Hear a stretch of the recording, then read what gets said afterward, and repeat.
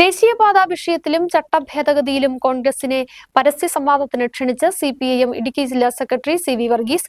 ചട്ടത്തിന്റെ പ്രയോജനം ഏറ്റവും ആദ്യം ലഭിക്കുക മാത്യു കുഴൽനാടൻ എം.എൽ.എക്കായിരിക്കുമെന്നും കുഴൽനാടൻ കയ്യേറിയ ഭൂമി സർക്കാരിന് വിട്ടു നൽകിയില്ലെങ്കിൽ അവിടെ കർഷകർ കുടിൽ കെട്ടി താമസിക്കുമെന്നും സി.വി. വർഗീസ് മീഡിയാനെറ്റിനോട് പറഞ്ഞു.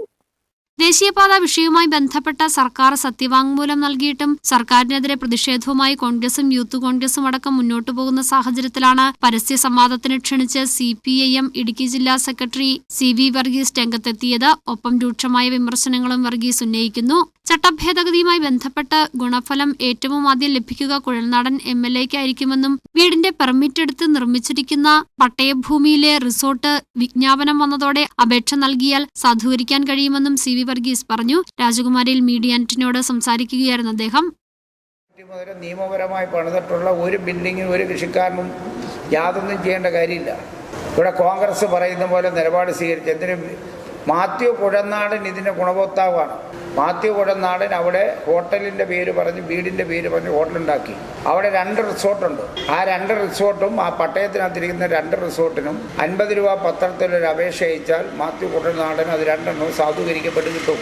അപ്പോൾ ഇടുക്കി ജില്ലയിലെ സാധാരണക്കാരേക്കാൾ കൂടുതൽ ഏറ്റവും ആദ്യമായി ഗുണഭോക്താവായി മാറുന്ന മാത്യു കുഴൽനാടനാണ്. ഈ കേസ് കൊണ്ടുപോയി മാത്യു കുഴൽനാടനാണ്. അതിൻ്റെ പ്രത്യേകതയുണ്ട്.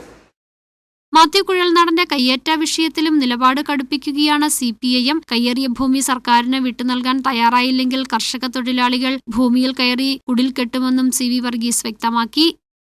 പിന്നെ വലിയ ആദർശം പ്രസംഗിക്കല്ലേ. സർക്കാരിൻ്റെ ഭൂമി 65 സെന്റ് സ്ഥലം അവിടെ വിജിലൻസ് അന്വേഷണം നടത്തി കൈ കെട്ടിയിട്ട് ഈ പറയുന്ന ആദർശം പറയുന്ന മാത്യു കുഴൽനാടൻ കൊടുത്തോ? ആ ഭൂമി ഞങ്ങൾ കൃഷിക്കാരെ കയറ്റാൻ, ഞങ്ങൾ കർഷകത്തൊഴിലാളിയെ കയറ്റാൻ ആലോചിച്ചിട്ടുണ്ട്. ഇതൊന്ന് വന്നിട്ട് ശേഷം ആ 65 പൂരകെതിരായി വിട്ടുകൊടുത്തിട്ടുണ്ട്. ആ 65 സെന്റ് ഭൂമിയിൽ സർക്കാരിൻ്റെ ഭൂമി രേഖപ്പെടുത്തി വെച്ചിട്ടുണ്ട്. 2 വില്ലേജ് ഓഫീസർമാർ സസ്പെൻഷൻ മേടിച്ചോ? മാത്യു കുഴൽനാടൻ കൂടുന്നിട്ട് മേടിച്ചോ? ഒരു ചർച്ചയും നമ്മുടെ നാട്ടിലില്ലല്ലോ. എന്നിട്ട് പുള്ളി പറയുക ഞാൻ അറിയാതെ അങ്ങനെ പോയപ്പോൾ അതിർത്തി കിടന്നല്ലേ. എന്നാ അതിർത്തി? ആ 65 സെന്റ് സ്ഥലം തിരിച്ചു കൊടുത്തില്ലേ ഞങ്ങളവിടെ ഇന്നൂടെ ഞങ്ങളിത് കൂടെ ആലോചിക്കുക. പൂരകെതിരായ കർഷകത്തൊഴിലാളികളെ ഞങ്ങളിവിടെ കൂടെ കുടിൽ കിട്ടി. കോൺഗ്രസിന്റെ കാലഘട്ടത്തിൽ കൊണ്ടുവന്ന എല്ലാ നിയമക്കുരുക്കുകളും ഓരോന്നായി സംസ്ഥാന സർക്കാർ അഴിച്ചുകൊണ്ടിരിക്കുകയാണ്. ഇതോടെ സർക്കാരിന് ജനപ്രീതി ലഭിച്ചിട്ടുണ്ട്. അതാണ് കോൺഗ്രസിനെ ചൊടിപ്പിക്കുന്നതെന്നും അതിന്റെ ഭാഗമാണ് ഇപ്പോഴത്തെ കള്ളപ്രചരണമെന്നും സി.വി. വർഗീസ് കുറ്റപ്പെടുത്തി. ന്യൂസ് ബ്യൂറോ, രാജകുമാരി.